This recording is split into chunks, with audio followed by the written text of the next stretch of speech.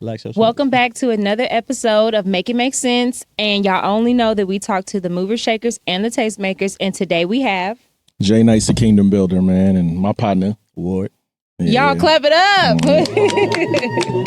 Thank you so much for coming through to the Make It Make Sense podcast. Thank you for having us. So can you please, both of y'all, let our viewers know what it is that you do? Yeah, my name is JNice, the Kingdom Builder. I am a musician in Austin, also an event planner, also battle rapper. I do several things, man. Like I manage a few artists. I do artist development, stuff like that. So work with all those things, and then with my brother here as well. Absolutely. My name's Ward. I'm an artist producer out of Richmond, VA. Mm-hmm. You know, East Coast boys. We both East Coast boys. Yeah. You know what I mean? Yep. And so we mostly work with like faith-based artists and stuff like that. And so that's how we kind of linked up or whatever. Absolutely. Work with that. Okay, awesome. So we here today because you a battle rapper. Yeah. Like, one of the best though. Like we gotta make sure period. we Period. I love that. Just I like love that. top five. Be like top five, not 1, 2, or 3. Okay. Yeah. Himzel Washington. Timothy De La Boca. So let's get into it. Like, when did you know, like, okay, I can battle rap. I'm good at this. Like, when did you know, and what did that look like for you? So my battle rap story was crazy. I had been rapping for maybe 15 years before I ever did battle rap. I'm close friends with a lot of people who I would guess you would say professional battle rappers. Like they do this for a living and make it their life's work or whatever. And I went to an event so I'm from New York originally. And I grew up, for those who know battle rap, like I grew up in the same neighborhood as like Murder Mook, T-Rex, and Goods and stuff like that. And so when I was coming up, they were around my family. So then when I moved here to Texas, I reconnected with a lot of battle rappers. Shout out to my homie Street Hymns. And he was like, bro, you got to come to do this, and this. And they had a battle league in Dallas called DFW. So DFW Battle League had a whole thing where it was like Texas versus Georgia. Okay. And so I went with them on this trip, and I was standing on stage with like Grammy nominated artists, like because like I'm a Christian rapper, and there was like Christian rappers in this arena like doing well. Yeah. And so I was like, I'm better than half the people in this room. Like when you start looking around, you're like, how do y'all get it? And you like when you get into battle rap, you realize it's way more than lyricism that helps to carry it. But at the moment, I didn't know. So out of my ignorance, I was like, yo, I want to do this, you know? And then my grandmother passed. And so I was like kind of messed up about that because that's like my mother. And so I didn't pursue it.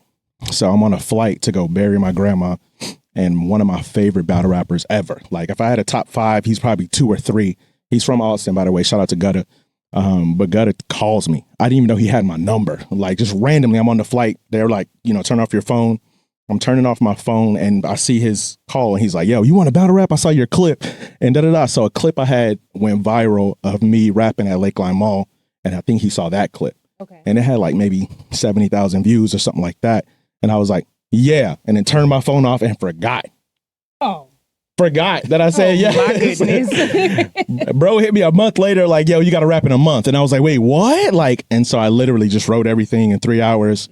Went and had my first event, and that's where I met. Shout out to my homie Odanga was there, Sonny Trouble, Keith Stewart, which is also known as Foolish Carlito. We're part of a collective called Frontline, and my homie Six Shots was there. And I just got the bug and fell in love with it. Fell in love with the culture, fell in love with the people, learned how the politics kind of move, because a lot of times in battle rap, it's not really how good you are, it's who you can get along with and what crowd you can draw. Yeah. And then by the time I did my second battle, I was like, nah, this is it. Like, I'm going to be here. I'm going to do this for a while. Like, it was real dope. Real dope. Because you said Odanga. Shout out to Odanga. Okay. And Odanga is from, he's here in Austin. Yeah. Correct? I think he's from Kenya, but he's here in Austin. Okay, because I know him and I know his brother. Yeah. Was that y'all that was battle rapping over there at Gossip Shack? Yes, my first battle was at Gossip Shack. Okay, because I'm like, I've seen you before, and then you said, oh, dang it, and I'm like, okay, now everything, all the pieces are coming together. Shout out to Gossip Shack too, man. That was a wild experience too.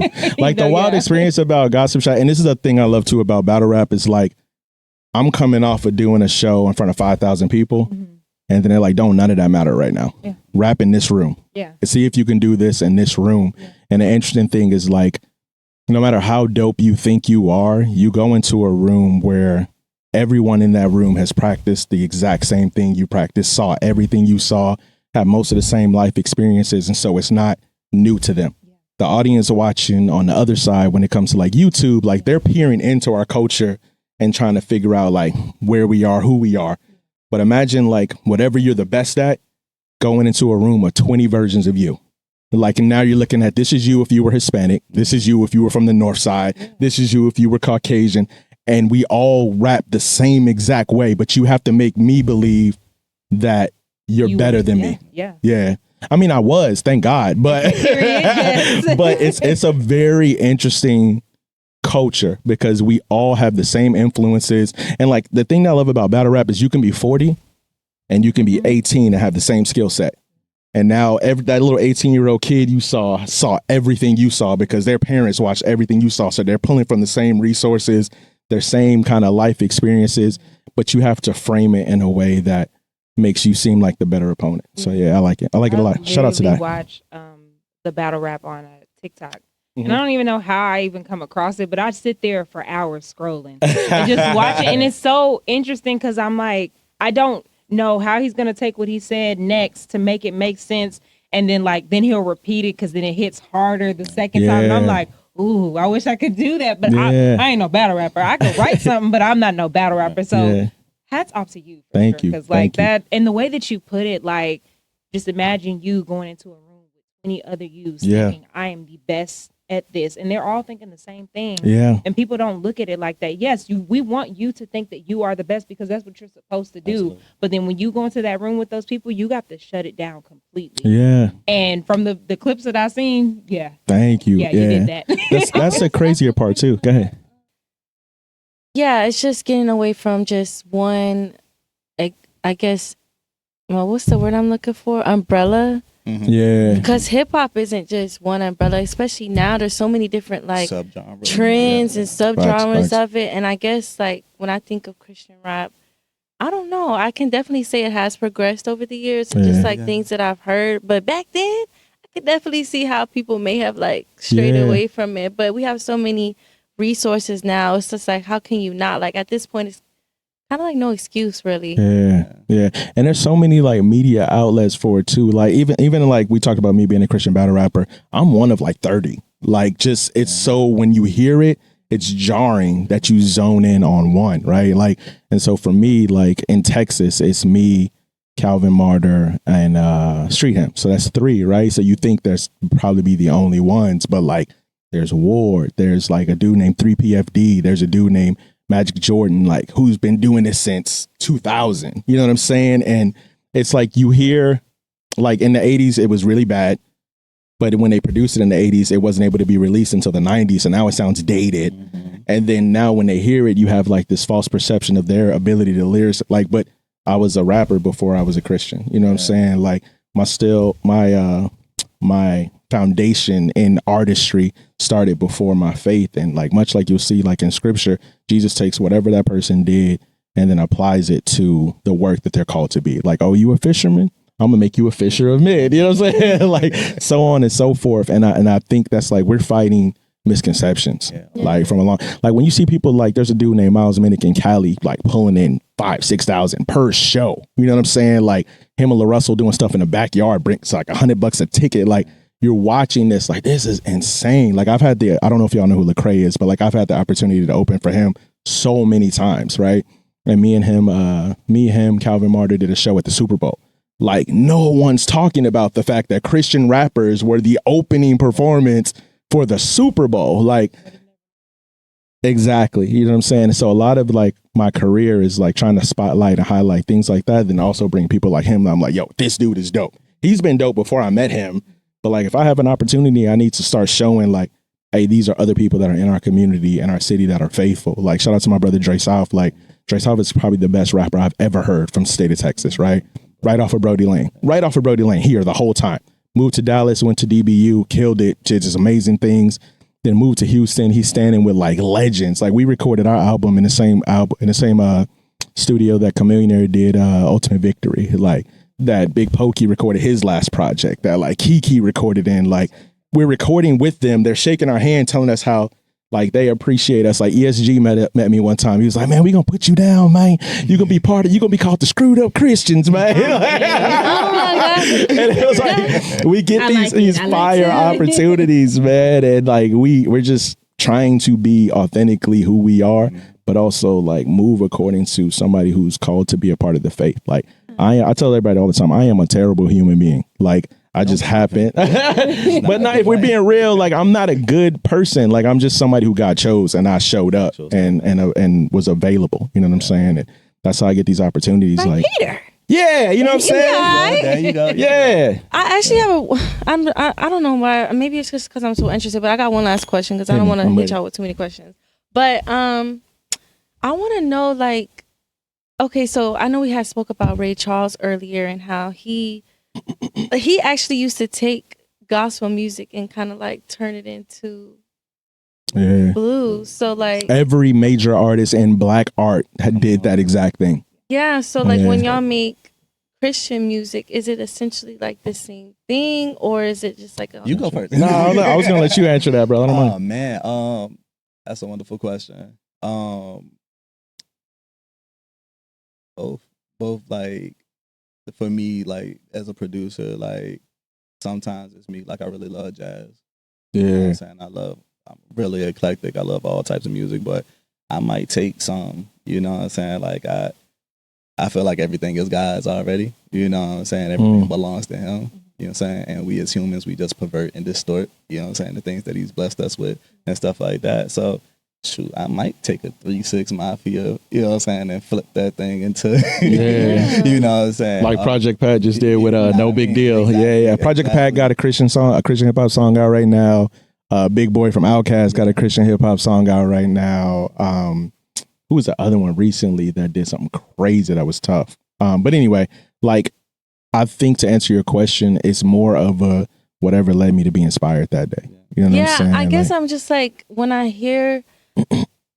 Like obviously, like let's say I didn't know the original Christian song, right? To whatever Ray Charles changed it to. Like, if I didn't know that, would I be like, oh, that's a Christian song? Like, if I were to put on a Christian song now, would I be like, oh, this came from this? You know? Yeah. Would there be a very big distinction, or would it be like, oh, this is just a great song? Right. Yeah. No, I was gonna say I think both. Because I have some people that are like, I didn't even know you were a Christian rapper. Like when I battle rap. I had so many people that be like, hey, he used a lot of biblical references. That was tough. And they just think it's a part of the art that I'm creating at the time. Wow. You know what I'm saying? I think that's dope, though. Thank you. I hope everyone does. But you know what's crazy is I get way more acceptance outside of the church than I do in the church. Like, which is a wild way to look at that. Yeah. Like when I go to nightclubs and do what I'm doing, like, because I performed at Emos, I performed at Victory Grill. I've done, I'm trying to think of all the venues that are in Austin, so please forgive me. Like I did a 42 city tour, and somewhere in the church and somewhere in the clubs, the response you get in the club when you're just honest and genuinely you is wild. You know what I'm saying? And some of them are just like, I did a show in a prison, and this little girl was crying. Like, and in the song, I'm talking about divorce. I'm talking about heartbreak. I'm talking about being abandoned by your parents. I don't think at all she'll identify with anything I'm saying. And it might have been all three. But the young lady walked up to me and was like, yo, my father went through every single thing you said. And you don't think about who is going to touch or who is going to impact. And they don't care about your faith. They need like some way to get out of where you got navigated to. And for me, like I find a lot of my specific inspiration from my faith. You know what I'm saying? So, yeah. I hope I answered your question. Yeah, you did. That's kind of what I wanted to hear. So. That's what I was going to say. So this is what I was going to say. We were talking about Ray Charles, right? Have you seen the Little Richard documentary? You should check that. It's amazing. It's amazing. It's on HBO, right? There was a young lady named Sister Rosetta Thorpe who brought electric guitar into church, and they called her the devil. Little Richard saw her and was like, I want to be like that. Created rock and roll. Wow. Everything that we have as black art has been formed, shaped in the church. I'm reading a book right now called Black AF History. And it's just talking about how the origins of all great art has come from the African-American experience or whatever, and how all of these things were practiced in the church because it was the only place that slaves were free to go every single Sunday. And so they would work on whatever their art and their craft is on. And so I started thinking about that now. Like if I'm in any sort of quote unquote bondage, you can go to a local community center or a church or whatever the case may be and work out your craft to figure out your freedom for the next step. Like I did not know I was going to be a rapper. I wasn't trying to be a Christian. I wasn't trying to be nothing. I was 17 straight out of high school and was like, what am I going to do with my life? And this was the thing that I just happened to be the best at.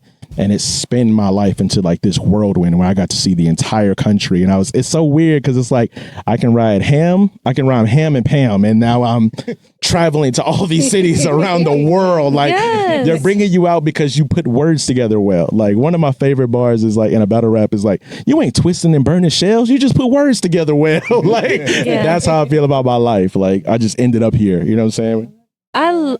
Yes, I absolutely love that. And I want our audience to be able to tap in with y'all to get more knowledge because you're dropping bars on here with God. I appreciate it. So please let our audience know how they can get in contact with y'all to see y'all next show. Yeah, all of that. You can find me on social media at Ward Raps, WARDRAPS. That's on all social media. Follow him, don't follow me, because I don't really like people. No, I'm just kidding. You can follow me on all socials at JNice the KB, but I'm trying to get my at JNice the KB, but I'm trying to get my YouTube followers up. So follow me on YouTube, man. Kingdom Builders Music. So youtube.com/Kingdom Builders TV. There you go. Absolutely. Thank y'all so much. Thank you. Thank you so much for having us. I appreciate it. Let's give it a hand. Thank you.